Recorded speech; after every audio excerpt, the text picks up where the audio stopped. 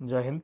ನೋಡ್ರಿ, ಇವತ್ತಿಂದು ಮಾರ್ಚ್ 3 ಅಂದು ನಡೆದಿರುವಂತಹ RPF ಎಕ್ಸಾಮ್ ಎನಾಲಿಸಿಸ್ ಮಾಡ್ತಾ ಹೋಗೋಣ. ಬಹಳ ಇಂಪಾರ್ಟೆಂಟ್. ಯಾವ ಕ್ವಶನ್ಸ್ ಗಳು ಬಂದಿದಾವೆ ಏನಿಲ್ಲ ಅಂತಂದ್ ಹೇಳಿ ಎಲ್ರಿಗೂ ಶೇರ್ ಮಾಡ್ರಿ. ಆಮೇಲೆ ಒಂದು ನೋಟ್ಸ್ ಅನ್ನ ಮಾಡ್ಕೊಡ್ರಿ. ನೋಟ್ಸ್ ಅನ್ನ ಮಾಡ್ಕೊಂಡು ನಿಮ್ದೇ ಏನಂತಂದ್ ಹೇಳಿದ್ರೆ ಓನ್ ಆಗಿ ಆಯಾ ಟಾಪಿಕ್ಸ್ ಗಳನ್ನ ಒಂದೊಂದ್ಸರಿ ನೋಡ್ಕೊಂಡ್ರಿ ಅಂತಂದ್ ಹೇಳಿದ್ರ, ಈಗ ನೋಡ್ರಿ, ಇವಾಗ ಏನ್ ಕ್ವಶನ್ಸ್ ಗಳನ್ನ ಡಿಸ್ಕಷನ್ ಮಾಡ್ತೀವಲ್ಲ ಅದ್ರ ಅಕ್ಕಪಕ್ಕ ನೋಡ್ಕೊಂಡ್ರು ಕೂಡ ಒಂದು 30 ರಿಂದ 35 ಕ್ವಶನ್ಸ್ಗಳು. ಸೊ ಇವಾಗ ಏನ್ 10 ದಿನ ಮಾಡ್ತೀವಲ್ಲ, ಸೊ ಒಂದ್ 30 ರಿಂದ 35 ಕ್ವಶನ್ಸ್ಗಳೆಲ್ಲರೂ ನಿಮ್ಗೆ ಈಸಿಯಾಗಿ ಬಂದು ಅಂತಂದ್ ಹೇಳಿದ್ರೆ ಸ್ಕೋರ್ ಜಾಸ್ತಿ ಆಗುತ್ತೆ. ಮಿಸ್ ಮಾಡ್ಕೊಳಕ್ ಹೋಗ್ಬೇಡ್ರಿ. ಜನ ಏನಂತಂದ್ ಹೇಳಿದ್ರೆ ತುಂಬಾ ರೀತಿಯಿಂದ ಹೇಳ್ತಾರೆ, ಯಾರ ಮಾತು ಕೇಳಂಗಿಲ್ಲ. ನಿಮ್ಗೆ ಏನ್ ಅನ್ಸುತ್ತ ಸ್ಟಡಿ ಮಾಡ್ಬೇಕು ಅನ್ಸುತ್ತ ಮಾಡ್ರಿ, ನೋಟ್ಸ್ ಮಾಡ್ಕೊಡ್ರಿ, ಬೇರೆಯವ್ರ ಮಾತು ಕೇಳಕ್ ಹೋಗ್ಬೇಡ್ರಿ. ನೋಡ್ರಿ, ಫಸ್ಟ್ ಕ್ವಶನ್ ಏನಂದ್ರೆ ಫಂಡಮೆಂಟಲ್ ರೈಟ್ಸ್ ಮೇಲೆ ಕ್ವಶನ್ ಬಂದಿತ್ತು. ಯಾವ ಭಾಗದಲ್ಲಿ ಇದೆ ಅಂತಂದ್ ಹೇಳಿ, 3ನೇ ಭಾಗದಲ್ಲಿ ಕಂಡು ಬರುವಂತದ್ದು ಫಂಡಮೆಂಟಲ್ ರೈಟ್ಸ್ ಗಳು, ಮೂಲಭೂತ ಹಕ್ಕುಗಳು ಅಂತಂದ್ ಹೇಳ್ತೀವಿ. ಆರ್ಟಿಕಲ್ 12ರಿಂದ ಹಿಡ್ಕೊಂಡು ಟೋಟಲ್ ಆಗಿ 35ವರೆಗೂ ಬರುವಂತದ್ದಾಗಿದಾವೆ. ಇವುಗಳನ್ನ ನಾವು ಭಾರತದ ಮ್ಯಾಗ್ನಾ ಕಾರ್ಟಾ ಅಂತಾನು ಕರಿತೀವಿ. ಏನಂತ ಕರಿತೀವಿ? ಭಾರತದ ಮ್ಯಾಗ್ನಾ ಕಾರ್ಟಾ ಅಂತಾನು ಕರಿತೀವಿ. ಆಮೇಲೆ ಇದನ್ನ ಯಾವ ದೇಶದಿಂದ ತಗೊಂಡಿದಾರ ಅಂತಂದ್ ಹೇಳಿ ನನಗೊಂದು ಕಮೆಂಟ್ ಅನ್ನ ಹಾಕ್ರಿ. ಇದಾದ ನಂತರ ಮತ್ತೇನಂತಂದ್ ಹೇಳಿದ್ರೆ ಟೋಟಲ್ ಆಗಿ 6 ಮೂಲಭೂತ ಹಕ್ಕುಗಳು ಬರ್ತಾವ. ಟೋಟಲ್ ಆಗಿ ಏನಂತಂದ್ ಹೇಳಿದ್ರೆ ಆರು ಮೂಲಭೂತ ಹಕ್ಕುಗಳು ಬರ್ತಾವ. ಸಮಾನತೆ ಹಕ್ಕು ಅಂತಂದ್ ಹೇಳಿ ಬರುತ್ತಾ 14ರಿಂದ 18ವರೆಗೂ. ಅದಾದ ನಂತರ ಸ್ವಾತಂತ್ರ್ಯದ ಹಕ್ಕು ಅಂತಂದ್ ಹೇಳಿ ಬರ್ತೈತೆ 19ರಿಂದ 21ವರೆಗೂ. ಸೇಮ್ ಇದೇ ತರ ಏನಂತಂದ್ ಹೇಳಿದ್ರೆ ಬೇರೆ ಬೇರೆ ಹಕ್ಕುಗಳು ಬರ್ತಾವ. ಧರ್ಮದ ಬಗ್ಗೆ ಬರುತ್ತ, ಸಾಂಸ್ಕೃತಿಕ ಮತ್ತು ಶೈಕ್ಷಣಿಕ ಹಕ್ಕುಗಳು ಬರ್ತಾವ. ಟೋಟಲ್ ಒಂದು ಲಿಸ್ಟ್ ಅನ್ನ ಮಾಡ್ಕೊಳ್ರಿ. ಅವು ಕ್ವಶನ್ಸ್ ಗಳನ್ನ ಕೇಳಿದಾರೆ ನಿಮ್ಗ. ಅದಾದ ನಂತರ ನೆಕ್ಸ್ಟ್ ಕ್ವಶನ್ ನೋಡ್ರಿ, 2024 ಮತ್ತು 25ರ ಬಜೆಟ್ ಒಳಗಡೆ, ಕೇಂದ್ರ ಬಜೆಟ್ ಏನೈತಲ್ಲ ಆ ಬಜೆಟ್ ಒಳಗಡೆ ಡಿಫೆನ್ಸ್ ಫಾಲ್ ಎಷ್ಟಾಗಿತ್ತು ಅಂತಂದ್ ಕೇಳಿದಾರೆ. ಡಿಫೆನ್ಸ್ ಫಾಲ್ ಎಷ್ಟಾಗಿತ್ತು, ಎಷ್ಟು ಪಾರ್ಟ್ ಇತ್ತು ಡಿಫೆನ್ಸ್ ಅಂತಂದ್ ಹೇಳಿದ್ರೆ ಕ್ವಶನ್ ಏನ್ ನೋಡ್ರಿ ಕ್ಲಿಯರ್ ಆಗಿ. ಟೋಟಲ್ ಕೇಂದ್ರದ ಬಜೆಟ್ ಏನಂತಂದ್ ಹೇಳಿದ್ರೆ 100% ಇರುತ್ತಲ್ಲ, ಅದ್ರೊಳಗಡೆ ಡಿಫೆನ್ಸ್ ಪಾರ್ಟ್ ಎಷ್ಟಿತ್ತಪ್ಪ ಅಂತಂದ್ ಹೇಳಿದ್ರೆ 13.45% ಇತ್ತು. ಎಷ್ಟು? 13.45% ಇತ್ತು. ಸೊ ಈ ಕ್ವಶನ್ ಅನ್ನ ನಿಮ್ಗ ಕೇಳಿದಾರೆ. ಹಂಗಾದ್ರ ನಿಮ್ಗೆ ಕೇಳ್ಬೋದು ನೆಕ್ಸ್ಟ್. ಸೊ ಆರ್ಮಿದಾಗಿರ್ಬೋದು, ಏರ್ ಫೋರ್ಸ್ ಆಗಿರ್ಬೋದು, ನೇವಿ ಆಗಿರ್ಬೋದು, ಅದಾದ ನಂತರ CDS.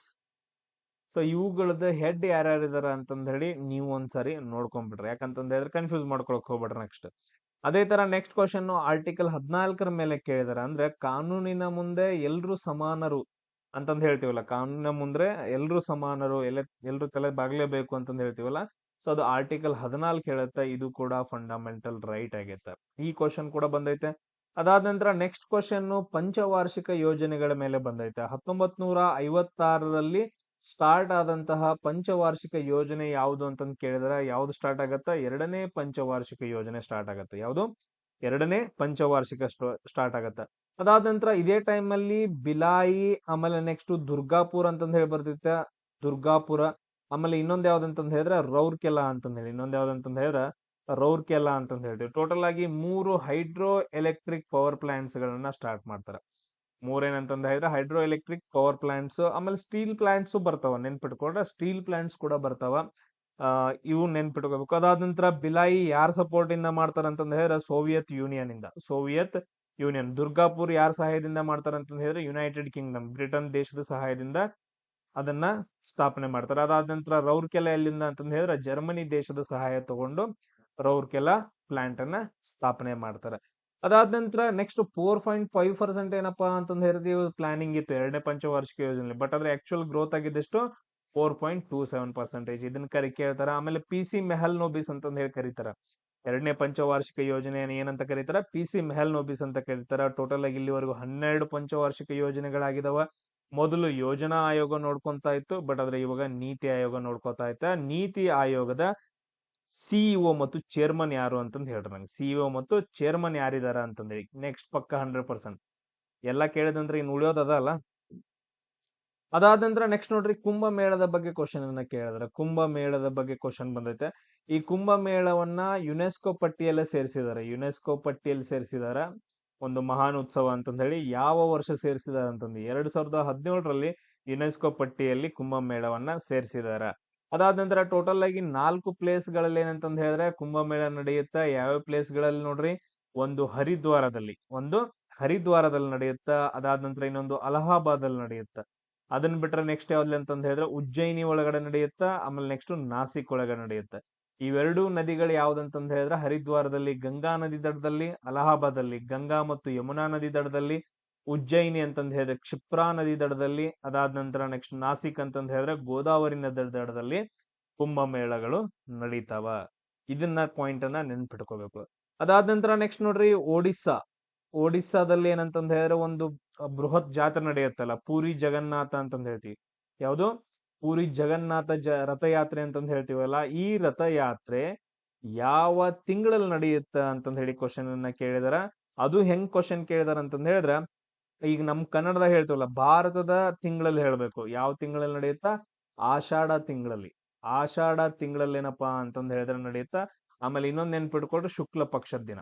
ಯಾವಾಗ? ಶುಕ್ಲ ಪಕ್ಷ, ಆಷಾಢ ತಿಂಗಳು ಶುಕ್ಲ ಪಕ್ಷದ ದಿನ ಏನಂತಂದ್ ಹೇಳಿದ್ರ ರಥಯಾತ್ರೆ ನಡೀತಿತ್ತು. ಕ್ಲಿಯರ್?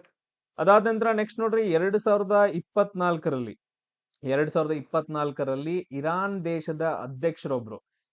ದೇಶದ ಅಧ್ಯಕ್ಷರೊಬ್ರು ಏನಂತಂದ್ ಹೇಳಿದ್ರೆ ಹೆಲಿಕಾಪ್ಟರ್ ದುರಂತದಲ್ಲಿ ಸತ್ತೋಗ್ತಾರ. ಅವ್ರು ಯಾರು ಅಂತಂದ್ ಹೇಳಿ ಕ್ವಶನ್ ಅನ್ನ ಕೇಳಿದಾರ. ಅವ್ರು ಯಾರಂತಂದ್ ಹೇಳಿದ್ರೆ ಸೈಯದ್ ಇಬ್ರಾಹಿಂ ರಹೀಸಿ ಅಂತಂದ್ ಹೇಳಿ. ಸೈಯದ್ ಇಬ್ರಾಹಿಂ ರಹೀಸಿ ಅನ್ನೋ ಇರಾನ್ ಅಧ್ಯಕ್ಷರ ಏನಂತಂದ್ ಹೇಳಿದ್ರೆ ಸತ್ತೋಗ್ತಾರ. ಅದಾದ ನಂತರ ನೆಕ್ಸ್ಟ್ ನೋಡ್ರಿ, ಗ್ರೀನ್ ರೆವಲ್ಯೂಷನ್ ಬಗ್ಗೆ ಕೇಳಿದಾರ, ಅಂದ್ರೆ ಹಸಿರು ಕ್ರಾಂತಿ ಬಗ್ಗೆ ಕೇಳಿದಾರ. ಇದ್ರ ಬಗ್ಗೆ ತುಂಬಾ ಇಂಪಾರ್ಟೆಂಟ್ ಆಗತ್ತ. ಹಸಿರು ಕ್ರಾಂತಿಯ ಪಿತಾಮಹ ಯಾರಂತಂದ್ ಹೇಳಿದ್ರೆ MS ಸ್ವಾಮಿನಾಥನ್ ಅಂತಂದ್ ಹೇಳ್ತೀವಿ ನಮ್ಮ ಭಾರತ ದೇಶದಲ್ಲಿ. ಆಮೇಲೆ ಅವ್ರಿಗೆ 2025ರಲ್ಲಿ ಅಂತಂದ್ ಹೇಳಿದ್ರೆ ಭಾರತ ರತ್ನ ಅವಾರ್ಡ್ ಸಿಗತ್ತ. ರೀಸೆಂಟ್ ಆಗಿ ಭಾರತ ರತ್ನ ಅವಾರ್ಡ್ ಸಿಕ್ಕೈತೆ MS ಸ್ವಾಮಿನಾಥನ್ಗೆ. ಅದಾದ ನಂತರ ನೆಕ್ಸ್ಟ್ ಇನ್ನೊಂದ್ ಏನಂತಂದ್ ಹೇಳಿದ್ರೆ, ಇಡೀ ವರ್ಲ್ಡ್ ವೈಡ್ ತಗೊಂಡ್ರಿ ಅಂತಂದ್ ಹೇಳಿದ್ರೆ ನಾರ್ಮನ್ ಬೋರ್ಲಾಂಗ್ ಏನಂತಂದ್ ಹೇಳಿದ್ರ ಮೊದಲು ಹಸಿರು ಕ್ರಾಂತಿಯ ಪಿತಾಮಹ ಅಂತಂದ್ ಹೇಳ್ತೀವಿ. ಹಸಿರು ಕ್ರಾಂತಿಯನ್ನ ಸ್ಟಾರ್ಟ್ ಮಾಡ್ತಾರೆ. ಇವ್ರಿಗೆ 1970ರಲ್ಲಿ ನೊಬೆಲ್ ಪ್ರೈಸ್ ಸಿಗುತ್ತೆ. ಇವ್ರಿಗೆ ಏನಂತಂದ್ ಹೇಳಿದ್ರ 1970ರಲ್ಲಿ ನೊಬೆಲ್ ಪ್ರೈಸ್ ಸಿಗುತ್ತ ಆ ಟೈಮಲ್ಲಿ. ಅದಾದ ನಂತರ ನೆಕ್ಸ್ಟ್ ನೋಡ್ರಿ, ಇನ್ನೊಂದೇನ್ ಕ್ವಶನ್ ಕೇಳಿದಾರ ಅಂತಂದ್ ಹೇಳಿದ್ರೆ 2024ರ ರಾಷ್ಟ್ರೀಯ ಕ್ರೀಡೆಗಳ ಬಗ್ಗೆ ಕ್ವಶನ್ ಅನ್ನ ಕೇಳಿದಾರ. ಇದು ತುಂಬಾ ಇಂಪಾರ್ಟೆಂಟ್. ರಾಷ್ಟ್ರೀಯ ಕ್ರೀಡೆಗಳು 2024ರ ರಾಷ್ಟ್ರೀಯ ಕ್ರೀಡೆಗಳು ಇದು ಎಷ್ಟನೇ ಆವೃತ್ತಿ ಅಂತಂದ್ ಹೇಳಿದ್ರೆ 2024ರದು 38ನೇ ಆವೃತ್ತಿ. ಎಷ್ಟನೇದು? 38ನೇ ಆವೃತ್ತಿ. ಎಲ್ಲಿ ನಡೀತಂತಂದ್ ಹೇಳಿದ್ರೆ ಉತ್ತರಾಖಂಡ್ ಒಳಗಡೆ ನಡೆಯುತ್ತೆ. ಎಲ್ಲಿ ನಡೆಯುತ್ತ? ಉತ್ತರಾಖಂಡ್ ಒಳಗಡೆ, ಉತ್ತರಾಖಂಡ್ ರಾಜ್ಯದಲ್ಲಿ ನಡೆಯುತ್ತಾ. ಅತಿ ಹೆಚ್ಚು ಮೆಡಲ್ ಅನ್ನ ಗೆದ್ದವರು ಯಾರಂತಂದ್ ಹೇಳಿದ್ರೆ ಸರ್ವಿಸ್ ಟೀಮ್ ಏನಂತಂದ್ ಹೇಳಿದ್ರ ಅತಿ ಹೆಚ್ಚು ಮೆಡಲ್ಸ್ ಅನ್ನ ಗೆಲ್ಲುತ್ತ. ಎರಡನೇದು ಯಾವ್ದಂತಂದ್ ಹೇಳಿದ್ರೆ ಮಹಾರಾಷ್ಟ್ರ ರಾಜ್ಯದವ್ರು ಏನಂತಂದ್ ಹೇಳಿದ್ರೆ ಅತಿ ಹೆಚ್ಚು ಮೆಡಲ್ ಅನ್ನ ಗೆಲ್ತಾರೆ. ಇಷ್ಟು ಪಾಯಿಂಟ್ಸ್ ಅನ್ನ ನೆನ್ಪಿಟ್ಕೊಳ್ರಿ. ಆಮೇಲೆ ನ್ಯಾಷನಲ್ ಗೇಮ್ಸ್ ಬಗ್ಗೆ ನಾನು ಆಲ್ರೆಡಿ ತುಂಬಾ ವಿಡಿಯೋಸ್ ಗಳನ್ನ ಮಾಡಿ ಹಾಕಿದ್ದೀನಿ GK ವಿಡಿಯೋಸ್ಗಳಲ್ಲಿ. ಆ ವಿಡಿಯೋಸ್ಗಳನ್ನ ನೋಡ್ರಿ, ನಿಮ್ಗೆ ಇದೆಲ್ಲ ಕವರ್ ಆಗಿರುತ್ತೆ. ಅದಾದ ನಂತರ ನೆಕ್ಸ್ಟ್ ಕ್ವಶನ್ ನೋಡ್ರಿ, ಫಂಡಮೆಂಟಲ್ ಡ್ಯೂಟೀಸ್ ಬಗ್ಗೆ ಕ್ವಶನ್ ಬಂದೈತೆ. ಫಂಡಮೆಂಟಲ್ ಡ್ಯೂಟೀಸ್ಗಳು ಯಾವ ಭಾಗದಲ್ಲಿ ಬರ್ತಾವ ಅಂತಂದ್ ಹೇಳಿ ಕ್ವಶನ್ ನ ಕೇಳಿದಾರ. 4A ಭಾಗದಲ್ಲಿ ಬರ್ತಾವ. ಅದು ಯಾವ ಆರ್ಟಿಕಲ್ ಅಂತ ಬಂತು ಅಂತಂದ್ ಹೇಳಿದ್ರೆ ಆರ್ಟಿಕಲ್ 51A ಒಳಗಡೆ ಫಂಡಮೆಂಟಲ್ ಡ್ಯೂಟೀಸ್ ಗಳು ಬರ್ತಾವ. ಫಸ್ಟ್ ಸ್ಟಾರ್ಟಿಂಗ್ ಇದ್ದಾಗ 1976ಅಲ್ಲಿ ಟೋಟಲ್ ಆಗಿ 10 ಇತ್ತು ಅಂತಂದ್ ಹೇಳಿದ್ರೆ 2002ರಲ್ಲಿ ಎಷ್ಟಾಗಿದಾವ ಅಂತಂದ್ ಹೇಳಿದ್ರೆ 11 ಆಗಿದೆ. ಇವಾಗ ಪ್ರಸ್ತುತವಾಗಿ ಎಷ್ಟಿದಾವ? 11 ಮೂಲಭೂತ ಕರ್ತವ್ಯಗಳಿದಾವು ಅಂತಂದ್ ಹೇಳಿ. ಅದಾದ ನಂತರ ಬಾರ್ಡರ್ ರೋಡ್ ಆರ್ಗನೈಸೇಷನ್ ಅಂತಂದ್ ಹೇಳಿ ಬರುತ್ತೆ, ಬ್ರೋ ಅಂತಂದ್ ಹೇಳಿ. ಬಾರ್ಡರ್ ರೋಡ್ ಆರ್ಗನೈಸೇಷನ್ ಅಂದ್ರೆ ಬಾರ್ಡರ್ ಒಳಗಡೆ, ಗಡಿನಾಡಿನಲ್ಲಿ. ಸೊ ಇವಾಗ ಹಿಮಾಲಯಗಳಲ್ಲಿ ಆಗಿರ್ಬೋದು, ಈ ಕಡೆ ಸೈಡ್ ಆಗಿರ್ಬೋದು, BROದವ್ರು ಏನ್ ಮಾಡ್ತಾರೆ ಅಂತಂದ್ ಹೇಳಿದ್ರೆ ರಸ್ತೆ ಕಾಮಗಾರಿಯನ್ನು ನೋಡ್ಕೊಂತಾರ. ಅವ್ರದ್ದು ಎಲ್ಲ ಉತ್ತರಾಧಿಕಾರಿ ಇರುತ್ತೆ. ಸೊ ಇದು ಯಾವಾಗ ಸ್ಥಾಪನೆ ಆಯ್ತು ಅಂತಂದ್ ಹೇಳಿ ಕ್ವಶನ್ ಅನ್ನ ಕೇಳಿದ್ರೆ 1960 ಮೇ 7ನೇ ತಾರೀಕು ಏನಂತಂದ್ ಹೇಳಿದ್ರೆ BRO ನ ಸ್ಥಾಪನೆ ಮಾಡ್ತಾರ. ಕ್ಲಿಯರ್ ಎಲ್ರಿಗೂ? ಅದೇ ತರ ನೆಕ್ಸ್ಟ್ ಮತ್ತೇನ್ ಕ್ವಶನ್ಸ್ ಗಳು ಬಂದಿದಾವ ಅಂತಂದ್ ಹೇಳಿದ್ರೆ, ಸೊ ನೆಕ್ಸ್ಟ್ ಕ್ವಶನ್ ನೋಡ್ರಿ, ಸೈನ್ಸ್ ಮೇಲೆ ಬಾಯ್ಸ್ ಲಾ ಮೇಲೆ ಕ್ವಶನ್ ಬಂದೈತೆ. ಬಾಯ್ಲ್ಸ್ ಲಾ ಅಂತಂದ್ ಹೇಳಿ ಬರುತ್ತೆ. ಇದನ್ನ ಸರ್ಚ್ ಮಾಡ್ರಿ, ಬಾಯ್ಲ್ಸ್ ಲಾ ಅಂತಂದ್ ಹೇಳಿ ಬರುತ್ತೆ. ನೆಕ್ಸ್ಟ್ ಚಾರ್ಲ್ಸ್ ಲಾ ಅಂತಂದ್ ಹೇಳಿ ಬರ್ತಾವ. ಇಲ್ಲಿ ಬಾಯ್ಲ್ಸ್ ಲಾ ಅಂತಂದ್ ಹೇಳಿದ್ರೆ ಈಗ ಪ್ರೆಷರ್ ಹೆಂಗಪ್ಪ ಅಂತಂದ್ ಹೇಳಿದ್ರೆ ವಾಲ್ಯೂಮ್ ಕಡಿಮೆ ಆದಂಗ, ವಾಲ್ಯೂಮ್ ಹೆಂಗ್ ಕಡಿಮೆ ಆಗತ್ತ ಹಂಗ್ ಪ್ರೆಷರ್ ಜಾಸ್ತಿ ಆಗತ್ತ ಅಂತಂದ್ ಹೇಳಿದ್ದು. ವಾಲ್ಯೂಮ್ ಹೆಂಗ್ ಜಾಸ್ತಿ ಆಗತ್ತ ಹಂಗ್ ಪ್ರೆಷರ್ ಕಮ್ಮಿ ಆಗತ್ತ. ಸೊ ಆ ರಿಲೇಷನ್ ಬರುತ್ತಾ ಬಾಯ್ಲ್ಸ್ ಲಾ. ಆಮೇಲೆ ಚಾರ್ಲ್ಸ್ ಲಾ, ಆಮೇಲೆ ಇನ್ನು ಅವೊಗಡ್ರೋಸ್ ಲಾ ಅಂತಂದ್ ಹೇಳಿ ತುಂಬಾ ಲಾಸ್ ಗಳು ಬರ್ತಾವ. ಆ ಲಾಸ್ ಗಳನ್ನ ನೀವು ನೋಡ್ಬೇಕು. ಇವಾಗ ಹೇಳಿದ್ರೆ ಅರ್ಥ ಆಗಂಗಿಲ್ಲ, ನಾನು ಕನ್ಫ್ಯೂಸ್ ಮಾಡಕ್ ಹೋಗಂಗಿಲ್ಲ. ಜಸ್ಟ್ ನಿಮ್ಗೊಂದದು ಸೆಂಟೆನ್ಸ್ ಅನ್ನ ಹೇಳಿರ್ತೀನಿ. ಸೊ P1V1 = P2V2 ಅಂತಂದ್ ಹೇಳ್ತೀವಿ. ಸೊ ಬಾಯ್ಲ್ಸ್ ಲಾ ಇದು. ಚಾರ್ಲ್ಸ್ ಲಾ ಬೇರೆ ಬರುತ್ತೆ. ಅದಾದ ನಂತರ ನೆಕ್ಸ್ಟ್ ನೋಡ್ರಿ, ಇಲೆಕ್ಟ್ರಿಕ್ ಜನರೇಟರ್ ಮೇಲೆ ಕ್ವಶನ್ ಅನ್ನ ಕೇಳಿದಾರೆ. ಇಲೆಕ್ಟ್ರಿಕ್ ಜನರೇಟರ್ದು ಉಪಯೋಗಗಳೇನು ಅಂತಂದ್ ಕೇಳಿದಾರೆ. ಇಲೆಕ್ಟ್ರಿಕ್ ಜನರೇಟರ್ ನ ಏನಂತ ಏನಕ್ಕೆ ಉಪಯೋಗ ಮಾಡ್ತೀವಿ? ನಮಗ್ ಕರೆಂಟ್ ಬೇಕಲ್ಲ, ಸೊ ಅದಕ್ಕೋಸ್ಕರ. ಸೊ ಅಲ್ಲಿ ಏನ್ ಆಪ್ಷನ್ ಕೊಟ್ಟಿದಾರೆ ನೋಡ್ರಿ ಅದನ್ನ ನೀವು ಹಾಕ್ಬೇಕು. ನೆಕ್ಸ್ಟ್ ಕ್ವಶನ್, LPG ಒಳಗಡೆ ಯಾವ ಯಾವ ಘಟಕಗಳಿದಾವು ಅಂತಂದ್ ಹೇಳಿ ಕ್ವಶನ್ ಕೇಳಿದಾರ. ಸೊ ಯಾವ ಅಂತಂದ್ ಹೇಳಿದ್ರ ಪ್ರೋಪೇನ್ ಮತ್ತು ಬ್ಯೂಟೇನ್ ಅಂತಂದ್ ಹೇಳ್ತೀವಿ. ಯಾವ? ಪ್ರೋಪೇನ್ ಮತ್ತು ಬ್ಯೂಟೇನ್. ಕ್ಲಿಯರ್ ಆಗಿ ನೆನ್ಪಿಟ್ಕೊಳ್ರಿ. ಅತಿ ಹೆಚ್ಚು ಪ್ರಮುಖವಾದದ್ದು ಯಾವ್ದು ಅಂತಂದ್ ಹೇಳಿದ್ರೆ ಬ್ಯೂಟೇನ್ ಅಂತಂದ್ ಹೇಳ್ತೀವಿ. ಅತಿ ಹೆಚ್ಚು ಪ್ರಮುಖವಾಗಿದ್ದು ಬ್ಯೂಟೇನ್ ಅಂತಂದ್ ಹೇಳ್ತೀವಿ. ಅದಾದ ನಂತರ ಇದನ್ನ ಲಿಕ್ವಿಫೈಡ್ ಪೆಟ್ರೋಲಿಯಂ ಗ್ಯಾಸ್ ಅಂತಂದ್ ಹೇಳ್ತೀವಿ. LPG ಅನ್ನ ಏನಂತ ಹೇಳ್ತೀವಿ? ಲಿಕ್ವಿಫೈಡ್ ಪೆಟ್ರೋಲಿಯಂ ಗ್ಯಾಸ್ ಅಂತಂದ್ ಹೇಳ್ತೀವಿ. ಸೇಮ್ ಅದೇ ತರ CNG ಅಂದ್ರೆ ಏನ್ ಹೇಳ್ರಿ ನೋಡೋಣ. CNG ಒಳಗಡೆ ಯಾವ ಘಟಕ ಇರುತ್ತೆ ಜಾಸ್ತಿ, ಅದನ್ನೊಂದು ಹೇಳ್ಬೇಕು. ಅದಾದ ನಂತರ ನೆಕ್ಸ್ಟ್ ನೋಡ್ರಿ, ನಮ್ಮ ಭಾರತ ದೇಶದಲ್ಲಿ ಅತಿ ಹೆಚ್ಚು ಮಳೆ ಎಲ್ಲಿ ಆಗತ್ತ ಅಂತಂದ್ ಹೇಳಿ ಕ್ವಶನ್ ಅನ್ನ ಕೇಳಿದಾರ. ಸೊ ಎಲ್ಲಿ ಆಗತ್ತ ಅಂತಂದ್ ಹೇಳಿದ್ರ ಮೇಘಾಲಯದ ಮಾಸಿನ್ ರಾಮ್ ಒಳಗಡೆ ಆಗತ್ತ. ಮೇಘಾಲಯದ ಮಾಸಿನ್ ರಾಮ್ ಒಳಗಡೆ ಆಗತ್ತ. ಮೇಘಾಲಯದಲ್ಲೇ ಜಾಸ್ತಿ ಯಾಕೆ ಮಳೆ ಆಗತ್ತ ಅಂತಂದ್ ಹೇಳಿದ್ರ ರೀಸನ್ ಕಾಸಿ, ಗಾರೋ ಮತ್ತು ಜೈಂತಿಯಾ ಬೆಟ್ಟಗಳಿರೋದ್ರಿಂದ. ಕಾಸಿ, ಗಾರೋ ಮತ್ತು ಜೈಂತಿಯಾ ಬೆಟ್ಟಗಳಿರೋದ್ರಿಂದ ಈ ಪ್ರದೇಶದಲ್ಲಿ ಜಾಸ್ತಿ ಮಳೆ ಆಗ್ತೈತೆ. ಅದಾದ ನಂತರ ಅತಿ ಕಡಿಮೆ ಎಲ್ಲಪ್ಪ ಅಂತಂದ್ ಹೇಳಿದ್ರ, ಅತಿ ಕಡಿಮೆ ಎಲ್ಲ ಅಂತ ಹೇಳಿದ್ರ ರಾಜಸ್ಥಾನದ ರೋಹಿಲಿ ಒಳಗಡೆ. ರಾಜಸ್ಥಾನದ ರೋಹಿಲಿ ಒಳಗಡೆ ಏನಂತಂದ್ ಹೇಳಿದ್ರೆ ಅತಿ ಕಡಿಮೆ ಮಳೆ ಆಗ್ತೈತೆ. ಈ 2 ಪಾಯಿಂಟ್ಸ್ ಗಳನ್ನ ನೀವು ನೆನ್ಪಿಟ್ಕೋಬೇಕು. ಅದಾದ ನಂತರ ನೆಕ್ಸ್ಟ್ ಕ್ವಶನ್ ಕೇಳಿದಾರ ನೋಡ್ರಿ, ನಮ್ಮ ಭಾರತ ದೇಶದಲ್ಲಿ ಅತಿ ಹೆಚ್ಚು ಗೋಲ್ಡ್ ಯಾವ ರಾಜ್ಯದಲ್ಲಿ ಉತ್ಪಾದನೆ ಮಾಡ್ತಾರ ಅಂತಂದ್ ಹೇಳಿ. ಯಾವ ರಾಜ್ಯದಲ್ಲಿ ಅಂತಂದ್ ಹೇಳಿದ್ರ ಕರ್ನಾಟಕದಲ್ಲಿ ಅತಿ ಹೆಚ್ಚು ಗೋಲ್ಡ್ ಅನ್ನ ಉತ್ಪಾದನೆ ಮಾಡ್ತಾರ. AU ಅಂತಂದ್ ಹೇಳ್ತೀವಿ. ಅತಿ ಹೆಚ್ಚು ಗೋಲ್ಡ್ ಅನ್ನ ಉತ್ಪಾದನೆ ಮಾಡ್ತಾರ. ಅದು ಯಾವ್ದಪ್ಪ ಅಂತಂದ್ ಹೇಳಿದ್ರೆ ಇದೊಂದು ಗಣಿ ಐತಲ್ರಿ, ಹಟ್ಟಿ ಗಣಿ ಅಂತಂದ್ ಐತಲ್ಲ. ಸೊ ಅಲ್ಲಿ ಏನಂತಂದ್ ಹೇಳಿದ್ರೆ ಜಾಸ್ತಿ ಸಿಗತ್ತ ರಾಯಚೂರಲ್ಲಿ.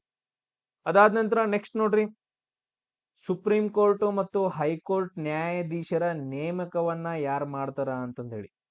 ಸುಪ್ರೀಂ ಕೋರ್ಟ್ ಮತ್ತು ಹೈಕೋರ್ಟಿನ ನ್ಯಾಯಾಧೀಶರ ನೇಮಕವನ್ನ ಯಾರು ಮಾಡ್ತಾರ ಅಂತಂದ್ ಹೇಳಿ ಕ್ವಶನ್ ಅನ್ನ ಕೇಳಿದಾರ. ಯಾರು ಮಾಡ್ತಾರ? ಆಬ್ವಿಯಸ್ಲಿ ರಾಷ್ಟ್ರಪತಿಯವರು ಏನಂತಂದ್ ಹೇಳಿದ್ರೆ ನೇಮಕ ಮಾಡ್ತಾರ. ಹಂಗೆ ಇಲ್ಲೇ ನೆನ್ಪಿಟ್ಕೊಳ್ರಿ, ಆರ್ಟಿಕಲ್ 76 ಅಟಾರ್ನಿ ಜನರಲ್ ಏನ್ ಬರ್ತಾರಲ್ಲ, ಇವ್ರನ್ನು ಕೂಡ ರಾಷ್ಟ್ರಪತಿಯವರೇ ನೇಮಕ ಮಾಡ್ತಾರ. ಅದಾದ ನಂತರ ಆರ್ಟಿಕಲ್ 148 ಬರುತ್ತಲ್ಲ, controller and auditor general CAG ಅನ್ನು ಕೂಡ ಇವರ ನೇಮಕ ಮಾಡ್ತಾರ. ಆಮೇಲೆ ಎಲ್ಲಾ ಗವರ್ನರ್ಸ್ ಗಳನ್ನ ಯಾರು ನೇಮಕ ಮಾಡ್ತಾರ? ರಾಷ್ಟ್ರಪತಿಯವರೇ ನೇಮಕ ಮಾಡ್ತಾರೆ ಎಲ್ಲಾ ಗವರ್ನರ್ಸ್ ಗಳನ್ನ. ಅದಾದ ನಂತರ ನೆಕ್ಸ್ಟ್ ಕ್ವಶನ್ ನೋಡ್ರಿ, RBI ಮೇಲೆ ಕ್ವಶನ್ ಐತೆ. RBI ಇದೇನಪ್ಪಾ ಅಂತಂದ್ ಹೇಳಿದ್ರ 2025 ಮಾರ್ಚ್ಗೆ ಸಂಬಂಧಿಸಿದಂಗ ಸೊ ರೆಪೋ ರೇಟ್ ಎಷ್ಟೈತಿ ಅಂತಂದ್ ಹೇಳಿ. ರೆಪೋ ರೇಟ್ ಎಷ್ಟೈತಪ್ಪ ಅಂತಂದ್ ಹೇಳಿದ್ರ 6.25% ಐತೆ. ರೆಪೋ ರೇಟ್ ಎಷ್ಟೈತಿ? 6.25 ಐತೆ. ಆಮೇಲೆ CRR ಎಷ್ಟೈತಪ್ಪ ಅಂತಂದ್ ಹೇಳಿದ್ರ 4.00% ಐತೆ. CRR ಎಷ್ಟೈತಿ?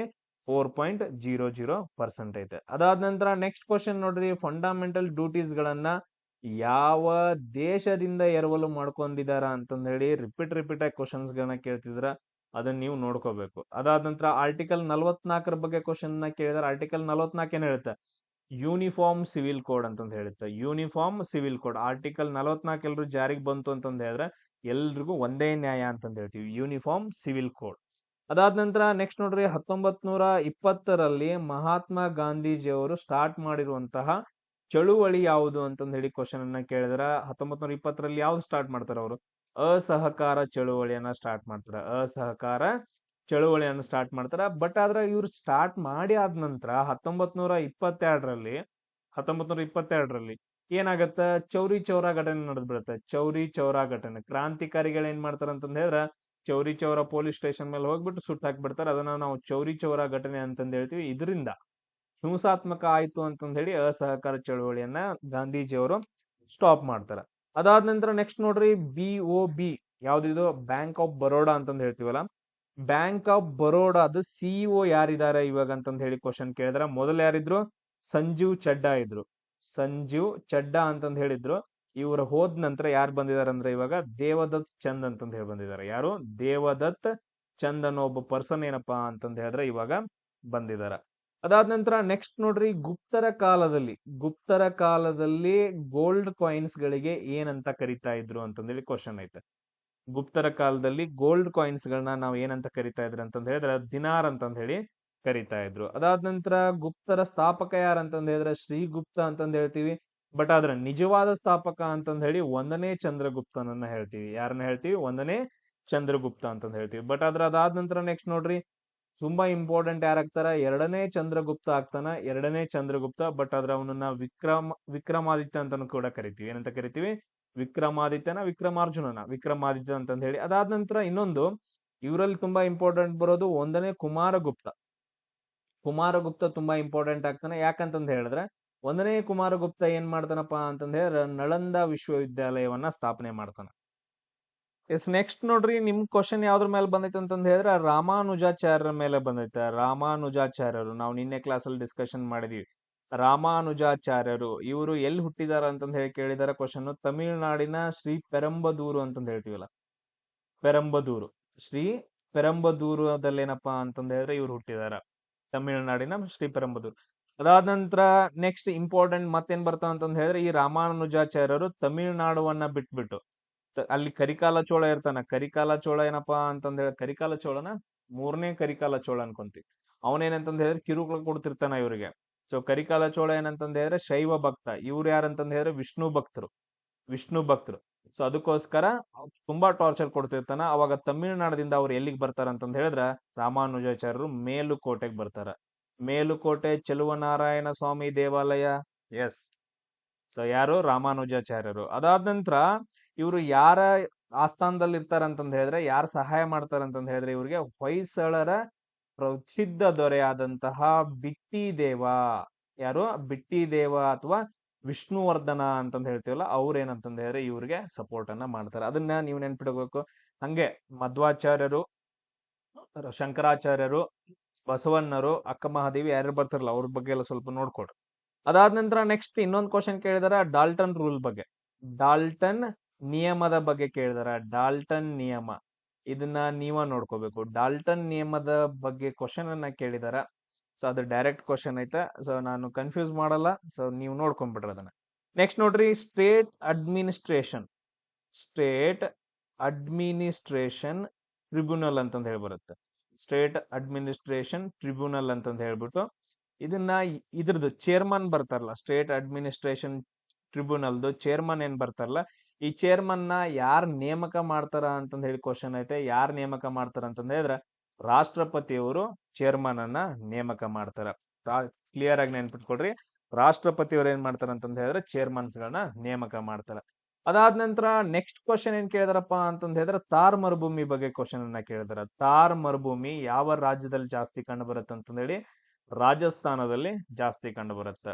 ಅದಾದ ನಂತರ ಅದ್ರದನ್ನ ಲೋಕಲ್ ಆಗಿ ಮರುಸ್ಥಲಿ ಅಂತಾನೂ ಕೂಡ ಕರೀತಾರ. ಲೋಕಲ್ ಆಗಿ ಏನಂತ ಕರೀತಾರ ಅಂತಂದ್ ಹೇಳಿದ್ರೆ ಮರುಸ್ಥಲಿ ಅಂತಂದ್ ಹೇಳಿ ಕರೀತಾರ. ಆಮೇಲೆ DPSP ಕ್ವಶನ್ಸ್ DPSP ರಾಜ್ಯ ನಿರ್ದೇಶಕ ತತ್ವಗಳು ಯಾವ ಆರ್ಟಿಕಲ್ಸ್ ಗಳು ಅಂತಂದ್ ಹೇಳಿ ಕೇಳಿದಾರೆ. ಯಾವ ಯಾವ ಆರ್ಟಿಕಲ್ಸ್ ನಡುವೆ ಬರ್ತಾವ ಅಂತಂದ್ ಹೇಳಿ ಆರ್ಟಿಕಲ್ 36ರಿಂದ ಹಿಡ್ಕೊಂಡು ಆರ್ಟಿಕಲ್ 51ರವರೆಗೂ DPSP ಗಳು ಬರ್ತಾವ. ಅದಾದ ನಂತರ ನೆಕ್ಸ್ಟ್ ಕ್ವಶನ್ ನೋಡ್ರಿ, 2024ರ ಪ್ರೋ ಕಬಡ್ಡಿ 2024ರ ಪ್ರೋ ಕಬಡ್ಡಿ ಏನೈತಲ್ಲ, ಈ ಪ್ರೋ ಕಬಡ್ಡಿಯಲ್ಲಿ ಯಾವ ಟೀಮ್ ಭಾಗವಹಿಸಿಲ್ಲ ಅಂತಂದ್ ಹೇಳಿ ಕ್ವಶನ್ ಕೇಳಿದಾರೆ. ಆಪ್ಷನ್ ಒಳಗಡೆ ಏನ್ ಕೊಟ್ಟಿದಾರೆ ಅಂತಂದ್ ಹೇಳಿದ್ರೆ ಕೋಲ್ಕತ್ತಾ ಪೈರೇಟ್ಸ್ ಅಂತಂದ್ ಹೇಳಿ. ಕೋಲ್ಕತ್ತಾ ಪೈರೇಟ್ಸ್ ದವ್ರ ಏನಂತಂದ್ ಹೇಳಿದ್ರೆ ಭಾಗವಹಿಸಿಲ್ಲ. ಇದು ನಮ್ದು ಆನ್ಸರ್ ಆಗತ್ತ. ಅದಾದ ನಂತರ ಇದು ಎಷ್ಟನೇ ಸೀಸನ್ ಅಂತಂದ್ ಹೇಳಿದ್ರೆ 2024ನೇದು 11ನೇ ಸೀಸನ್ ಆಗತ್ತ. ಇದನ್ನ ಯಾರು ಗೆಲ್ತಾರಂದ್ರ ಹರಿಯಾಣ ಸ್ಟೀಲರ್ಸ್ ಅವ್ರು ಗೆಲ್ತಾರೆ. ಯಾರು ಗೆದ್ದಿದಾರ? ಹರಿಯಾಣ ಸ್ಟೀಲರ್ಸ್ ದವರು ಗೆದ್ದಿದಾರ. ಅದಾದ ನಂತರ ನೆಕ್ಸ್ಟ್ ಕ್ವಶನ್ ನಿಮ್ಗೆ ಏನ್ ಬಂದೈತೆ ಅಂತಂದ್ ಹೇಳಿದ್ರ ಗೋಲ್ಡ್, ಅತಿ ಹೆಚ್ಚು ಗೋಲ್ಡ್ ಯಾವ ಪ್ರಸ್ಥಭೂಮಿಯಿಂದ ಬರುತ್ತಂತಂದ್ ಹೇಳಿ. ಅತಿ ಹೆಚ್ಚು ಗೋಲ್ಡ್ ಯಾವ ಪ್ರಸ್ಥಭೂಮಿಯಿಂದ ಬರುತ್ತೆ? ಈಗ ನೋಡ್ರಿ, ಅತಿ ಹೆಚ್ಚು ಗೋಲ್ಡ್ ಕರ್ನಾಟಕದಿಂದ ಬರ್ತೈತಿ ಅಂತಂದ್ ಹೇಳಿದ್ರೆ ಈ ಪ್ರದೇಶದಲ್ಲಿ ಇರುವಂತಹ ಯಾವ್ದು ರಾಯಚೂರು ಎಲ್ಲಿ ಬರ್ತೈತಿ? ದಕ್ಕನ್ ಪ್ರಸ್ಥಭೂಮಿಯಲ್ಲಿ ಬರುತ್ತ. ರಾಯಚೂರು ಎಲ್ಲಿ ಬರುತ್ತೆ ಅಂತಂದ್ ಹೇಳಿದ್ರೆ ದಕ್ಕನ್ ಪ್ರಸ್ಥಭೂಮಿ ಬರುತ್ತೆ. ಸೊ ಇದನ್ನ ನೀವು ನೆನ್ಪಿಡ್ಕೋಬೇಕು. ನಾನ್ ನಿನ್ನೆ ವಿಡಿಯೋದಲ್ಲಿ ಹೇಳಿದೀನಿ ಯಾವ್ಯಾವ ಪ್ರಸ್ಥಭೂಮಿಗೆ ಬರೋದು. ಮಾಳ್ವಾ, ಬುಂದೇಲ್ಖಂಡು, ಬಾಗೇಲ್ಖಂಡು, ಅದಾದ ನಂತರ ಛೋಟಾ ನಾಗ್ಪುರ್ ಪ್ರಸ್ಥಭೂಮಿ, ದಕ್ಕನ್ ಪ್ರಸ್ಥಭೂಮಿ, ಅದಾದ ನಂತರ ಕರ್ನಾಟಕ, ತೆಲಂಗಾಣ ಏನೇನೋ ಹೇಳ್ತಿದ್ನಲ್ಲ ಅದನ್ನೆಲ್ಲ ಒಂದ್ಸರಿ ನೋಡ್ರಿ. ಅದ ಕ್ವಶನ್ಸ್ ಗಳು ಅಲ್ಲಿವ ಬರ್ತಿದಾವ ಎಲ್ಲ. ಅದಾದ ನಂತರ ನೆಕ್ಸ್ಟ್ ಕ್ವಶನ್ ನೋಡ್ರಿ, MG ನರೇಗಾ ಬಗ್ಗೆ ಕ್ವಶನ್ ಅನ್ನ ಕೇಳಿದಾರ. MG ನರೇಗಾ ಬಗ್ಗೆ ಕ್ಲಿಯರ್ ಆಗಿ ಕ್ವಶನ್ ಏನು ಅಂತ ಗೊತ್ತಿಲ್ಲ, ಬಟ್ ಆದ್ರೆ ಇದು 2005 ಆಗಸ್ಟ್ ಅಲ್ಲಿ ಸ್ಟಾರ್ಟ್ ಆಗತ್ತೆ. 2005 ಆಗಸ್ಟ್ ಅಲ್ಲಿ ಸ್ಟಾರ್ಟ್ ಆಗತ್ತ. ಇದೇನಂತ ನೋಡ್ಕೊಳ್ಳಿ. ನೆಕ್ಸ್ಟ್ ಕ್ವಶನ್ ನೋಡ್ರಿ, LPG ಮಾಡೆಲ್ ಬಗ್ಗೆ ಕ್ವಶನ್ ಕೇಳಿದಾರೆ. LPG ಮಾಡೆಲ್ ಅಂದ್ರೆ ಏನು ಅಂತಂದ್ ಹೇಳಿ ಲಿಬರಲೈಸೇಷನ್, ಪ್ರೈವೇಟೈಸೇಷನ್, ಗ್ಲೋಬಲೈಸೇಷನ್ ಅಂತಂದ್ ಹೇಳ್ತೀವಿ. ನಮ್ಮ ಆರ್ಥಿಕತೆಯಲ್ಲಿ ತುಂಬಾ ಬೆಳವಣಿಗೆ ಆಯ್ತು. ಸೊ ಈ ಟೈಮ್ ಅಲ್ಲಿ ಪ್ರೈಮ್ ಮಿನಿಸ್ಟರ್ ಯಾರು ಅಂತಂದ್ ಹೇಳಿ, LPG ಯನ್ನ ಮಾಡಿಸಿದಂತಹ ಪ್ರೈಮ್ ಮಿನಿಸ್ಟರ್ ಯಾರು? LPG ಅಂತಂದ್ ಹೇಳಿದ್ರೆ ಗ್ಯಾಸ್ ಅಲ್ಲ, ಉದಾರೀಕರಣ, ಜಾಗತೀಕರಣ ಅಂತಂದ್ ಹೇಳಿ ಬರುತ್ತಲ್ಲ ಅದು. ನೆಕ್ಸ್ಟ್ ಕ್ವಶನ್ ನೋಡ್ರಿ, ತೆಹರಿ ಡ್ಯಾಮ್ ಬಗ್ಗೆ ಕ್ವಶನ್ ಕೇಳಿದಾರೆ. ನಾನು ಇದ್ರ ಬಗ್ಗೆ ಎಕ್ಸ್ಪ್ಲೇನ್ ಮಾಡಿದ್ದೀನಿ. ತೆಹರಿ ಡ್ಯಾಮು ಯಾವ ನದಿಯ ಕಟ್ಟಿದಾರ ಅಂತಂದೇಳಿ, ಯಾವ ನದಿಗೆ ಕಟ್ಟಿದಾರ ಅಂತಂದೇಳಿ, ಯಾವ ನದಿಗಪ್ಪ ಅಂತಂದ ಹೇಳಿದ್ರೆ ಭಾಗೀರಥಿ ಮತ್ತು ಬಿಲಂಗನಾ ಅಂತಂದೇಳಿ, ಭಾಗೀರಥಿ ಮತ್ತು ಬಿಲಂಗನಾ ನದಿಗಳು ಬಂದ್ ಸೇರು ಪ್ಲೇಸ್ ಅಲ್ಲಿ ಏನಂತಂದ ಹೇಳಿದ್ರೆ ಕಟ್ಟಿದ್ದಾರೆ. ಮೇನು ಭಾಗೀರಥಿ ನದಿ ಮೇಲೆ ಐತೆ. ಆಮೇಲೆ ಇದು ಯಾವ ರಾಜ್ಯದಲ್ಲಿ ಐತೆ ಅಂತಂದ ಹೇಳಿದ್ರೆ ಉತ್ತರಾಖಂಡ್ ಒಳಗಡೆ. ಯಾವ ರಾಜ್ಯದಲ್ಲಿ ಐತಿ? ಉತ್ತರಾಖಂಡ್ ಒಳಗಡೆ. ಭಾಗೀರಥಿ ನದಿ, ಅಲಕನಂದಾ ನದಿ, ಇದು ಭಾಗೀರಥಿ ನದಿ, ಇದು ಅಲಕನಂದಾ ನದಿ, ಇವೆರಡು ಬಂದ್ ಸೇರುವಂತ ಪ್ರದೇಶ ದೇವಪ್ರಯಾಗ. ಆಮೇಲೆ ನೆಕ್ಸ್ಟ್ ಏನಂತಂದ ಹೇಳಿದ್ರೆ ಗಂಗಾ ಆಗಿ ಹರಿದು ಹೋಗುತ್ತ. ನೆಕ್ಸ್ಟ್ ಕ್ವಶನ್ ನೋಡ್ರಿ, ಪೊಂಗಲ್ ಹಬ್ಬ ಎಷ್ಟು ದಿನ ನಡೀತೈತಿ ಅಂತಂದ ಹೇಳಿ ಕ್ವಶನ್ ಅನ್ನ ಕೇಳಿದ್ರ. ಪೊಂಗಲ್ ಹಬ್ಬ ಎಷ್ಟು ದಿನ ನಡೆಯುತ್ತ ಅಂತಂದ ಹೇಳಿದ್ರ 4 ದಿನ ನಡೆಯುತ್ತ. ಅದು ಯಾವ ಟೈಮಲ್ಲಿ ನಡೀತೈತಿ ಅಂತಂದ ಹೇಳಿದ್ರ ಮಕರ ಸಂಕ್ರಾಂತಿ ದಿನ ನಡೆಯುತ್ತ. ಯಾವ ದಿನ? ಮಕರ ಸಂಕ್ರಾಂತಿ ದಿನ ನಡೀತೈತೆ. ನೆಕ್ಸ್ಟ್ ಕ್ವಶನ್ ನೋಡ್ರಿ, ಕೋಸಿ ನದಿ. ಕೋಸಿ ನದಿ ಯಾವ ನದಿಯ ಉಪನದಿ ಅಂತಂದ ಹೇಳಿ ಕ್ವಶನ್ ಅನ್ನ ಕೇಳಿದಾರ. ಯಾವ ನದಿಯ ಉಪನದಿ ಅಂತಂದ ಹೇಳಿದ್ರೆ ಗಂಗಾ ನದಿಯ ಉಪನದಿ ಕೋಸಿ ನದಿ ಆಗೈತೆ. ಸೇಮ್ ಅದೇ ತರ ನೆಕ್ಸ್ಟ್ ಗಂಗಾ ನದಿ ಯಾವ್ಯಾವ್ದು ಹರಿತಾವ್ ನೋಡ್ರಿ, ಎಲ್ಲಾ ಉಪನದಿಗಳು ನೋಡ್ಕೋಬೇಕು. ರಾಮ್ ಗಂಗಾ, ಅದಾದ್ಮೇಲೆ ಯಮುನಾ ಅಂತಂದ್ ಬರುತ್ತ, ಕೋಸಿ ನದಿ ಬರತೈತಿ. ಆಮೇಲೆ ನೆಕ್ಸ್ಟ್ ಇನ್ನು ಹಲವಾರು ನದಿಗಳು ಬರ್ತಾವ, ಲೆಫ್ಟ್ ಸೈಡ್ ರೈಟ್ ಸೈಡ್. ಅವನ್ನೆಲ್ಲ ಏನಂತಂದ ಹೇಳಿದ್ರೆ ನೀವು ಒಂದ್ಸರಿ ನೋಡ್ಕೊಡ್ರಿ. ಆಮೇಲೆ ಕೋಸಿ ನದಿಯನ್ನ ನಾವ್ ಇನ್ನೊಂದ್ ಏನ್ ಕರಿತೀವಿ ಅಂತಂದ ಹೇಳಿದ್ರೆ ಬಿಹಾರದ ಕಣ್ಣೀರಿನ ನದಿ ಅಂತಾನು ಕೂಡ ಕರಿತೀವಿ. ಆಮೇಲೆ ನೆಕ್ಸ್ಟ್ ಕ್ವಶನ್ ಕೋಲ್ ಬಗ್ಗೆ. ಆಮೇಲೆ ಅಂದ್ರೆ ಕೋಲ್ ಅಂತಂದ ಹೇಳಿದ್ರೆ ಕಲ್ಲಿದ್ದಲು ಗಣಿಗಳು. ಕಲ್ಲಿದ್ದಲಿನ ಗಣಿಗಳು ಯಾವ ರಾಜ್ಯದಲ್ಲಿ ಇದಾವ ಅಂತಂದ ಹೇಳಿ ಕ್ವಶನ್ ಅನ್ನ ಕೇಳಿದಾರ. ನೋಡ್ರಿ, ಇಲ್ಲೊಂದು ಲಿಸ್ಟ್ ಐತ. ಜಾರ್ಖಂಡ್ ಒಳಗಡೆ ಯಾವ ಬರ್ತಾವ? ಜರಿಯಾ, ಗಿರಿಹ, ಬೊಕಾರೋ. ಇವು ಜರಿಯಾ ಮತ್ತು ಬೊಕಾರೋ ತುಂಬಾ ಇಂಪಾರ್ಟೆಂಟ್ ಆಗತ್ತ. ಅದಾದ ನಂತರ ನೆಕ್ಸ್ಟ್ ಒಡಿಸಾದೊಳಗಡೆ ಇವು ಬರ್ತಾವ ನೋಡ್ರಿ, ಇಲ್ಲಿ ಕೆಳಗಡೆ ಇವು ಇದಾವಲ್ಲ ಇಷ್ಟು. ಸೊ ಇದರಲ್ಲಿ ರಾಂಪಿಯಾ ಇಂಪಾರ್ಟೆಂಟ್ ಆಗತ್ತ, ಜಾರ್ಸುಗುಡ್ಡ ತುಂಬಾ ಇಂಪಾರ್ಟೆಂಟ್ ಆಗತ್ತ. ಛತ್ತೀಸ್ಗಢದೊಳಗಡೆ ಹಸ್ದಿಯೋ, ಅದಾದ ನಂತರ ಕೋರ್ಬಾ ಫೀಲ್ಡ್ ಗಳು ತುಂಬಾ ಇಂಪಾರ್ಟೆಂಟ್ ಆಗ್ತಾವ. ಮಾಂಡ್ ಬಗ್ಗೆನೂ ಕೂಡ ಕ್ವಶನ್ ಬಂದೈತೆ. ಆಮೇಲೆ ಪಶ್ಚಿಮ ಬಂಗಾಳದಲ್ಲಿ ರಾಣಿಗಂಜು, ಸಿಂಗ್ರೌಲಿ, ಪೆಂಚ್ಕನ್ಹಾ, ಸತ್ಪುರ್, ಇವೆಲ್ಲ ಏನಂತಂದ ಹೇಳಿದ್ರೆ ಸಿಂಗ್ರೌಲಿ. ಎವ್ರಿಥಿಂಗ್ ಪಶ್ಚಿಮ ಬಂಗಾಳದೆಲ್ಲಾನು ಇಂಪಾರ್ಟೆಂಟ್ ಆಗ್ತಾವ. ಅದಾದ ನಂತರ ನೆಕ್ಸ್ಟ್ ನೋಡ್ರಿ, ತೆಲಂಗಾಣದಲ್ಲಿ ಸಿಂಗಾರೇನಿ, ಆಮೇಲೆ ತಮಿಳುನಾಡಲ್ಲಿ ನೈವೇಲಿ, ಮಹಾರಾಷ್ಟ್ರದಲ್ಲಿ ವಾರ್ಧಾ ಮತ್ತು ಪೆಂಚ್ಕನ್ನಾನ್, ಆಮೇಲೆ ಅಸ್ಸಾಂ ಒಳಗಡೆ ಇವು ಬರ್ತಾವ ನೋಡ್ರಿ. ಮೇಘಾಲಯದಲ್ಲಿ ಇವೆರಡು ಬರ್ತಾವ. ಆಮೇಲೆ ನಾಗಾಲ್ಯಾಂಡದಲ್ಲಿ ಇವೆರಡು. ಆಮೇಲೆ ಅರುಣಾಚಲ್ ಪ್ರದೇಶದಲ್ಲಿ ಇದೊಂದು. ಇಷ್ಟೇನಂತಂದ ಹೇಳಿದ್ರೆ ಗೋಲ್ಡ್ ಮೈನ್ಸ್ ಗಳು ಇಂಪಾರ್ಟೆಂಟ್, ಅವುಗಳನ್ನ ನೀವು ನೆನ್ಪಿಟ್ಕೋಬೇಕು. ಅದಾದ ನಂತರ ನೆಕ್ಸ್ಟ್ ಕ್ವಶನ್ ನೋಡ್ರಿ, 1956ರಲ್ಲಿ ಒಂದು ನಿಯಮ ಬರುತ್ತ. ಆ ನಿಯಮದ ಪ್ರಕಾರ ಏನಂತಂದ ಹೇಳಿದ್ರೆ ಒಂದು ಅಥವಾ ಎರಡು ರಾಜ್ಯಕ್ಕೆ ಅಥವಾ ಒಂದು ಅಥವಾ ಎರಡು ಕೇಂದ್ರಾಡಳಿತ ಪ್ರದೇಶಕ್ಕೆ ಒಬ್ಬ ಗವರ್ನರ್ ಅನ್ನ ನೇಮಕ ಮಾಡಬಹುದು. ಅಂದ್ರೆ ಒಬ್ಬ ಗವರ್ನರ್ ಅನ್ನ ಒಂದು ಅಥವಾ ಎರಡು ರಾಜ್ಯಗಳಿಗೆ ಅಥವಾ ಕೇಂದ್ರಾಡಳಿತ ಪ್ರದೇಶಗಳಿಗೆ ಗವರ್ನರ್ಗಳನ್ನಾಗಿ ನೇಮಕ ಮಾಡಬಹುದು ಅಂತಂದ ಹೇಳಿ ಒಂದು ಕಾನೂನು ಬರುತ್ತೆ. ಅದು ಯಾವಾಗ ಬರುತ್ತೆ ಅಂತ ಕ್ವಶನ್ ಕೇಳಿದ್ರೆ 1956ರಲ್ಲಿ ಬರುತ್ತೆ. ಅದಾದ ನಂತರ ನೆಕ್ಸ್ಟ್ ನೋಡ್ರಿ, ಅಲಿಗರ್ ಚಳುವಳಿ ಅಂತಂದ ಹೇಳಿ ಬರುತ್ತೆ. ಅಲಿಗರ್ ಚಳುವಳಿಯನ್ನ ಸ್ಥಾಪನೆ ಮಾಡಿದವ್ರು ಯಾರು ಅಂತಂದ ಹೇಳಿ ಕ್ವಶನ್ ಅನ್ನ ಕೇಳಿದಾರೆ. ಯಾರಂತಂದ ಹೇಳಿದ್ರೆ ಸರ್ ಸೈಯದ್ ಅಹಮದ್ ಖಾನ್ ಅಂತಂದ ಹೇಳ್ತೀವಿ. ಯಾರು? ಸರ್ ಸೈಯದ್ ಅಹಮದ್ ಖಾನ್ ಅಂತಂದ ಹೇಳಿ.